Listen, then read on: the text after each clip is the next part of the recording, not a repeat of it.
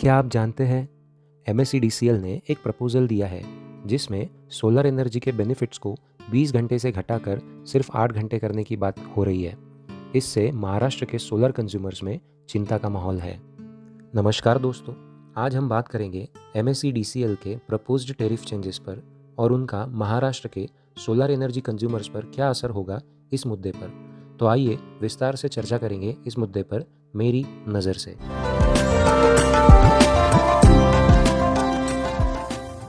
Maharashtra state electricity distribution company limited यानी MSEDCL राज्य का प्राइमरी पावर डिस्ट्रीब्यूटर है।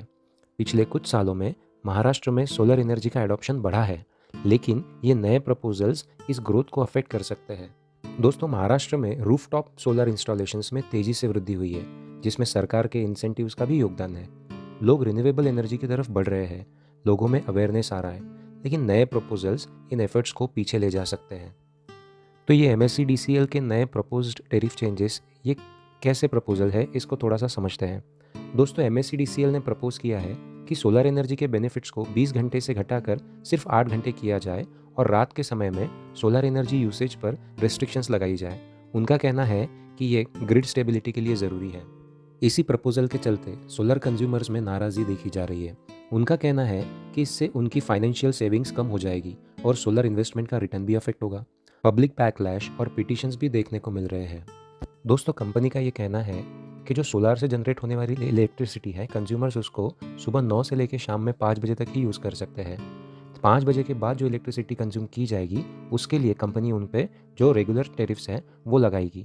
लेकिन इससे कंज्यूमर्स का कहना है कि हम जो रिटर्न एक्सपेक्ट कर रहे थे इस प्रपोजल के पहले तक, जिसमें हम ये समझ रहे थे कि अगर हम कोई 3 किलोवाट का सोलर रूफटॉप इंस्टॉल करते हैं तो हमें जो रिटर्न है इसका वो हमें रिटर्न ऑन इन्वेस्टमेंट 5 साल में आ जाएगा।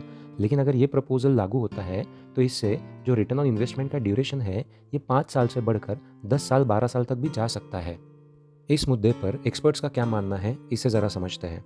दोस्तों, एक्सपर्ट्स का मानना है कि ये proposal solar energy adoption rates को नेगेटिवली इम्पैक्ट करेगा।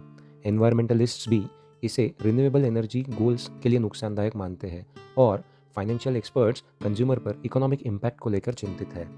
क्योंकि अगर ऐसा होता है तो जो कंज्यूमर्स विलिंगली अपने घरों पर सोलर रूफटॉप इंस्टॉल कर रहे थे अपने फाइनेंशियल फ्रीडम को लेकर एनर्जी बिल्स के, ये अब कम हो जाएगा, जिससे हमारे प्रधानमंत्री का जो विजन है कि आने वाले समय में हम कार्बन ज़ीरो हो जाएंगे, नेट कार्बन ज़ीरो हो जाएंगे, तो इस गोल को अचीव करने में भी देरी हो जाएगी।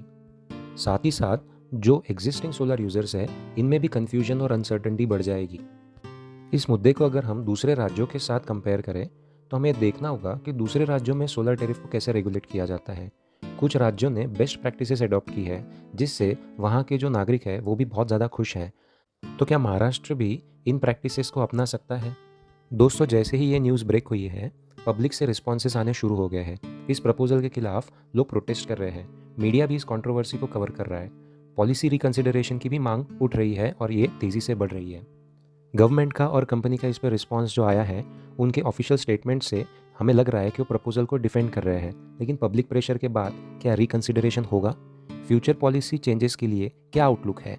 ये हमें अभी फ़िलहाल कन्फ्यूजन में डाल रहा है। दोस्तों, अगर नाइट टाइम टैरिफ अगर इम्पोज किए जाते हैं तो आने वाले समय में क्या पोटेंशियल प्रॉब्लम्स हो सकते हैं, इसको ज़रा हम समझने की कोशिश करें। तो अगर ये टैरिफ नाइट टाइम यूसेज पे लागू किया जाता है तो कई सारी समस्याएं आ सकती है। जैसे रेसिडेंशियल कंज्यूमर्स, जो लोग रात में ज़्यादा इलेक्ट्रिसिटी यूज़ करते हैं, उनके एनर्जी बिल्स काफ़ी बढ़ जाएंगे। EV चार्जिंग, जो इलेक्ट्रिक व्हीकल्स चार्जिंग की लागत है वो भी बढ़ जाएगी, जिससे EV एडॉप्शन पर भी प्रभाव पड़ेगा। और कमर्शियल सेक्टर्स जैसे इंडस्ट्रीज़ और बिजनेसेस को ऑपरेशनल कॉस्ट जो आ रही है उसमें फिर से वृद्धि आ जाएगी, जिससे महंगाई बढ़ सकती है।